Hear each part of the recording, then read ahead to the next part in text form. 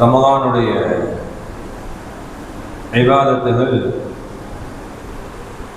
கிட்டத்தட்ட நிறைவடையக்கூடிய நிலையில் இருக்கிறது. 30 நாட்கள் ரமலானிலே தராவீஹ் தொழுதிருக்கிறோம். இன்னும் ஒரே ஒரு கியாமுல் லைல் தொழ இருக்கிறோம். இன்னும் ஒரே ஒரு நோன்பு நோக்க இருக்கிறோம். ஆக ரமலான் நிறைவுறப் போகிறது. இந்த நேரத்தில் ரமலானிலே அமல் செய்த முஃமின்கள் அவங்களுடைய மனோநிலை எப்படி இருக்க வேண்டும், உள்ளத்தில் அவர்களுடைய எண்ணம் எப்படி இருக்க வேண்டும் என்று நம்முடைய அறிஞர் பெருமக்கள் சொல்லி தருவார்கள். பொதுவாகவே மார்க்கத்திலே ஒரு நியதி என்ன அப்படின்னா, எந்த அமலை செஞ்சு முடிச்சாலும் அந்த அமலை அல்லாஹ் தஆலா கபூல் செய்ய வேண்டும் என்ற எண்ணம் இருக்க வேண்டும். அதுதான் மிக முக்கியமானதும் கூட.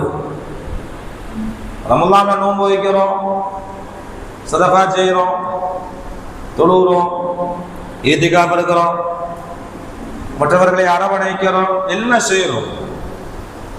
எல்லாம் அல்லாஹ்விற்காக வேண்டிதான் செய்கிறோம். ஆனால் அது நிறைவடைகிற பொழுது நம்முடைய உள்ளத்தில் என்ன கவலை வரணும் அப்படின்னா, நம்ம செஞ்ச இந்த அமல்களை எல்லாம் அல்லாஹ் தஆலா கபூல் செய்ய வேண்டும் என்ற கவலையும் எண்ணமும் வரணும். துஆல நிறைய அதைத்தான் கேட்கணும். ரப்பனா தகப்பல் மின்னா, இந்த துஆவை நிறைய கேட்கணும். என்ன காரணம்?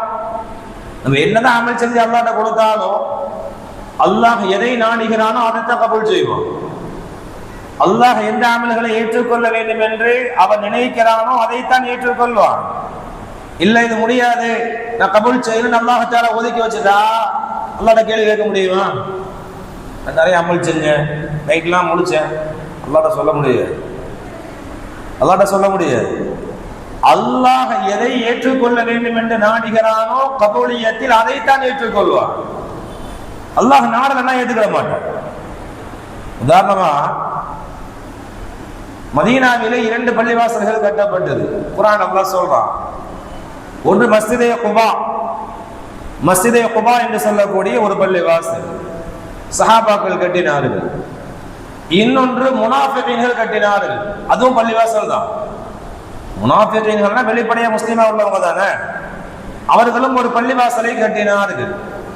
இந்த 2 பள்ளியை பற்றியும் குர்ஆன் அல்லாஹ் பேசுறான். என்ன சொல்றான்?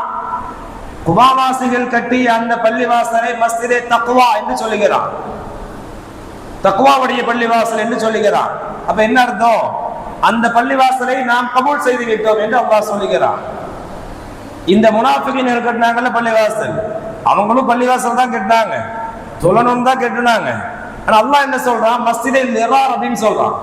மஸ்ஜிதே லிரார், இடையூறுக்காக வேண்டி கட்டப்பட்ட பள்ளிவாசல் அது, அதை நாம் கபூல் செய்யவில்லை என்று அல்லாஹ் சொல்கிறான். அது என்ன அர்த்தம்? அல்லாஹ் எதை கபூல் செய்ய வேண்டும் என்று நாடுகிறானோ அதை மட்டும்தான் கபூல் செய்வான். அல்லாஹ் கூர்தைக்கு கஷ்டம் சொல்லுவாங்களேன். இன்னைக்கு மதீனால கூட போனா அந்த இடத்தை பார்த்தா எந்த பள்ளியை அல்லாஹ் தஆலா நிராகரித்தானோ, மஸ்ஜிதே லிரார் என்று சொல்கிறானோ, முனாஃபிகீன்கள் கட்டி அந்த பள்ளிவாசல் இன்றைக்கும் குப்பை வீடாகத்தான் இருக்கிறது. அப்ப அல்லாஹ்வுடைய கபூலியத் அதுதான் முக்கியம். எந்த நல்ல விஷயமாக அமலாக இருந்தாலும் அல்லாஹ் தஆலா என்ன பார்ப்பான்? நம்முடைய எண்ணங்களை பார்க்கிறான். எண்ணங்களுக்கு தகுந்தார் போல் தான் நம்முடைய கபூலியத் என்பது அமைகிறது. மூசா பேர் கேள்விப்பட்டிருக்காங்க. மூசா நபி அலைஹிஸ்ஸலாம், 2 பேருக்கு மூசான பேர் வைக்கப்பட்டது. 2 மூசாவினுடைய பெற்றோர்கள், அதாவது தாயார்களும் இறை பக்தி உடையவர்கள் தான். குர்ஆன்ல இருக்குது. 2 மூசாவினுடைய தாய்மார்களும் பக்தி உடையவர்கள் தான். ஒரு மூசாவை அல்லாஹ் நபியாக ஆக்குகிறான், இன்னொரு மூசாவை நிராகரிப்பாளராக மாறி போகிறார். யார் அது? ஒரு மூசாவை ஃபிரௌன் வளர்க்கிறார், இன்னொரு மூசாவை ஜிப்ரீல் அலைஹிஸ்ஸலாம் அன்னவர்களுடைய கண்காணிப்பில் வளர்க்கப்பட்டார். அவனுக்கு பெயர் சாமிரி.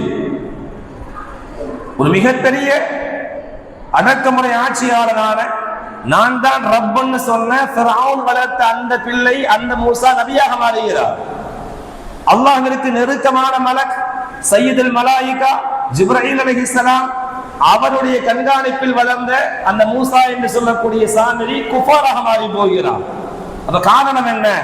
அல்லாஹ் யாரை கபூல் செய்கிறானோ அவர்களுக்கு மாத்திரம்தான் இந்த உலகத்திலே ஹிதாயத்தும் பாக்கியமும் கிடைக்கும். கபூலியத்திற்குண்டான முக்கியத்துவத்தை உணர வேண்டும் என்பதற்காக வேண்டி சொல்கிறேன்.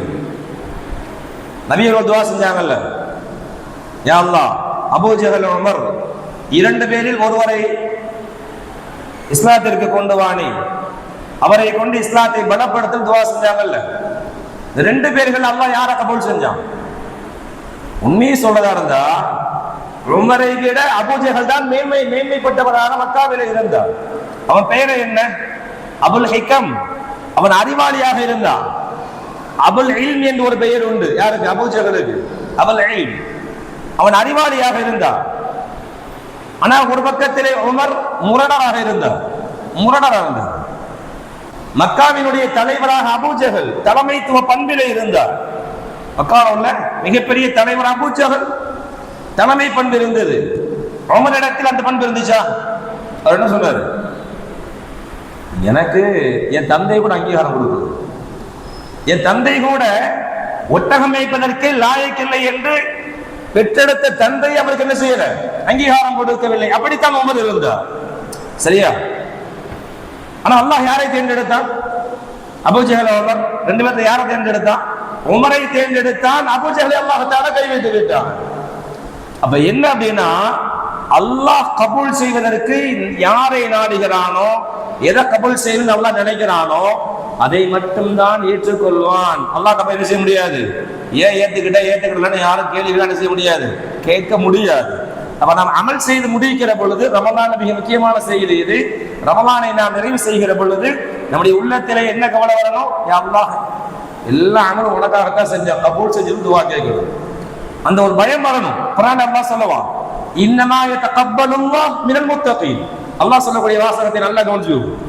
இன்னமா யதகப்பலுல்லாஹ், அல்லாஹ் எதை கபூல் செய்வான் என்றால், அல்லாஹ் எதை ஏற்றுக்கொள்வான் என்றால், மினல் முத்தகீன். யார் முத்தகியா இருக்கிறார்?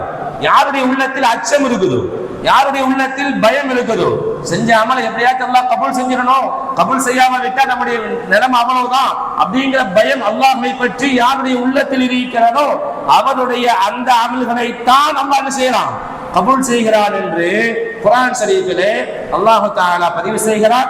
அதன் அடிப்படையில் ரமலானிலே நாம் செய்த அமல்களை நினைவு கூறுவது என்பதை தாண்டி அந்த அமல்களை எல்லாம் அல்லாஹ் கபூல் செய்ய வேண்டும் என்ற எண்ணமும் அச்சமும் ஆதரவும் அல்லாஹ்விடத்தில் இருக்க வேண்டும்.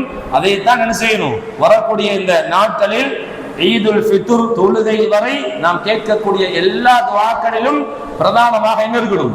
ரப்பனா தகப்பல் மின்னா அப்படிங்கிற துஆ இருக்க வேண்டும். அல்லாஹ் தஆலா நம்முடைய எல்லா அமல்களையும் கபூல் செய்வானாக. ஆமீன்.